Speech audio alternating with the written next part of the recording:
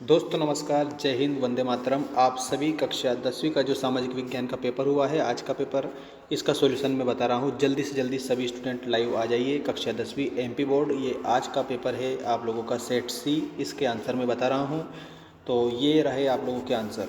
देखिएगा यहाँ पर आप लोगों का पहला जो क्वेश्चन था, इसमें आपने क्या किया है, जल्दी से जल्दी आप मिला लीजिएगा। देखो, पहला जो प्रश्न है आप लोगों का ये था, जब हम लैंगिक विभाजन की बात करते हैं तो हमारा अभिप्राय होता है। तो इसमें उत्तर में लिखना था, समाज द्वारा स्त्री और पुरुषों को दी गई असमान भूमिकाएं। ठीक है। और इसके बाद में अंग्रेजी मीडियम वालों को भी मैं बता देता हूँ, इसमें आपको unequal rules assigned by the society to the man and women. ठीक। अगला देखो, ऋण का औपचारिक स्रोत है तो सहकारी समितियाँ, इसमें आप लोगों को बताना था। ठीक है, ऐसा आपको याद रखना है। कोऑपरेटिव, ठीक है, सोसाइटीज़। गन्ना उत्पादन में भारत का विश्व में स्थान है, तो गन्ना उत्पादन भारत का विश्व में दूसरा स्थान है। ठीक है ना, सेकंड स्थान है। India rank in the world sugar cane production is second. ठीक है, सेकंड बताना था। जिसने सेकंड बताया सबका राइट रहेगा।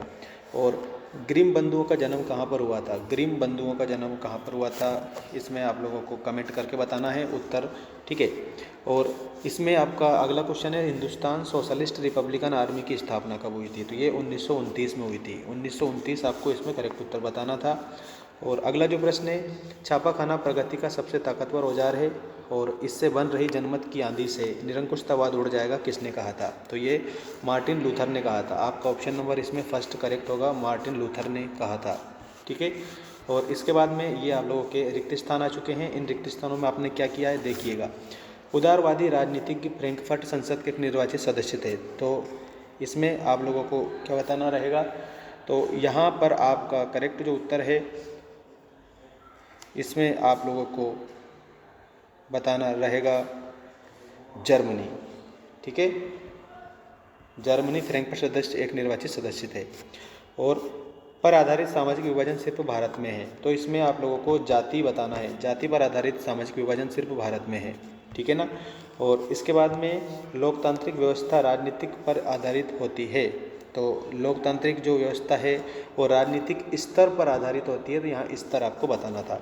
भूमिगत जल संसाधन का उदाहरण है, तो भूमिगत जो जल होता है ना, ये नवीकरणीय संसाधन लिखना था। जिसने भी नवीकरणीय करा है सबका करेक्ट है, नवीकरणीय संसाधन आपका इसमें करेक्ट हो जाता। अंतर्राष्ट्रीय स्तर पर संसाधन संरक्षण की वकालत क्लब ऑफ रोम ने की थी, कब की थी? तो इसमें 1968 लिखना था, 1968। जिसने भी लिखा है सबका करेक्ट है। ठीक है, 1968 में क्लब ऑफ रोम ने अंतर्राष्ट्रीय स्तर पर संसाधन संरक्षण की वकालत की थी। और इसके बाद में ये आपका अगला क्वेश्चन है, भारतीय तथा विदेशी सभी फिल्मों को प्रमाणित करने का अधिकार किसको है? तो सेंसर बोर्ड को है। ये आप लोगों को ध्यान रखना है, किसको है? Sensor board. जिन्होंने भी सेंसर बोर्ड लिखा है, ये सभी करेक्ट उत्तर हो जाएगा सबका। ठीक है ना। और इसके बाद में ये आपके सत्य असत्य हैं, देखिएगा। सत्ता की साझेदारी विभिन्न समुदायों के बीच टकराव को कम करती है, तो इसमें आपको सही बताना था। हमारे संविधान में किसी एक भाषा को राष्ट्रभाषा का दर्जा नहीं दिया गया है, तो इसमें भी आपको सही बताना है। ठीक है। और इसके बाद में भारत के क्षेत्रफल का लगभग 27% हिस्सा मैदानी है, इसमें आपको असत्य बताना था। अगला देखो, बांध बहते जल को रोकने, दिशा देने या बहाव कम करने के लिए खड़ी की गई बाधा है, तो ये सही है।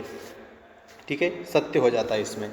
और जिसने भी स्मिथफील्ड में लंदन का सबसे पुराना कपड़ा बाजार था, ये सही है। जिसने भी बताया है इसको सही, सबका सही रहेगा। अगला देखो, विक्टोरिया कालीन ब्रिटेन में उच्च वर्ग के लोग कुलीन और पूंजीपति वर्ग के हाथों से बनी चीज़ों को तरजीह नहीं देते थे, तो इसमें आपका सही हो जाएगा। ठीक है, ये भी आपका करेक्ट है। और इसके बाद में ये जोड़ी आपको मिलानी थी, सही जोड़ी बनाइए। देखिएगा, रिपब्लिकन पार्टी, तो रिपब्लिकन जो पार्टी है ये आप लोगों को संयुक्त राष्ट्र अमेरिका बताना था। प्राथमिक क्षेत्रक, तो इसमें आप लोगों को कृषि खनन बताना था। और तृतीयक क्षेत्रक, तो इसमें परिवहन बताना था। ठीक है, परिवहन। संयुक्त वन प्रबंधन, तो इसमें ओडिशा आप लोगों को बताना था। इलेक्ट्रॉनिक राजधानी, तो इसमें बेंगलोर बताना था। और लेबर पार्टी, ये ब्रिटेन आप लोगों को इसमें बताना था। तो जल्दी से स्क्रीनशॉट ले लीजिएगा सभी स्टूडेंट।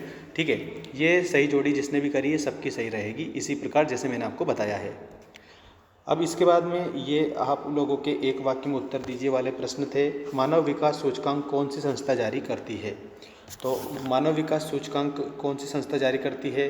तो इसमें आप लोगों को करेक्ट उत्तर बता देना है। ठीक है, विश्व व्यापार संगठन का ध्येय क्या है? तो व्यापार को अधिक से अधिक बढ़ावा देना। ठीक है। उपभोक्ता उद्योग क्या है? तो उपभोक्ता उद्योग मतलब ऐसा उद्योग जिसमें जो उपभोक्ता है वो विभिन्न प्रकार की वस्तुओं का इस्तेमाल करता है, ठीक है, और दैनिक जीवन की आवश्यकता की पूर्ति करता है, वो उपभोक्ता उद्योग कहलाता है। और भाई भोंसले बताना था असम का लोकप्रिय गीत ओ मोर अनुपम देश किसने लिखा है, इसको कमेंट करके बताइएगा। और बेल्जियम में सामुदायिक सरकार का चुनाव कौन करता है? बेल्जियम में सामुदायिक सरकार का चुनाव कौन करता है, ये आपको बताना था। बाकी सारे सिंपल, पूरा सिंपल पेपर आया है, कोई डिफ़िकल्ट पेपर आप लोगों का नहीं था, टेंशन लेने की ज़रूरत नहीं है बिल्कुल भी, ठीक है ना। सब पास हो जाओगे, बिल्कुल कोई दिक्कत नहीं है। और बिल्कुल आप लोगों का सरल पेपर था, सभी क्वेश्चन आपने अगर करे हैं तो कोई भी दिक्कत नहीं है, ठीक है। ऑब्जेक्टिव टाइप क्वेश्चन कुछ इधर उधर हुए हैं तो इसकी कोई टेंशन लेने वाली बात नहीं है, सारा सरल पेपर था आप लोगों का, ऐसा कोई ज़्यादा ये नहीं है, ठीक है ना। मिलते हैं नेक्स्ट वीडियो में, धन्यवाद, जय हिंद, वंदे मातरम।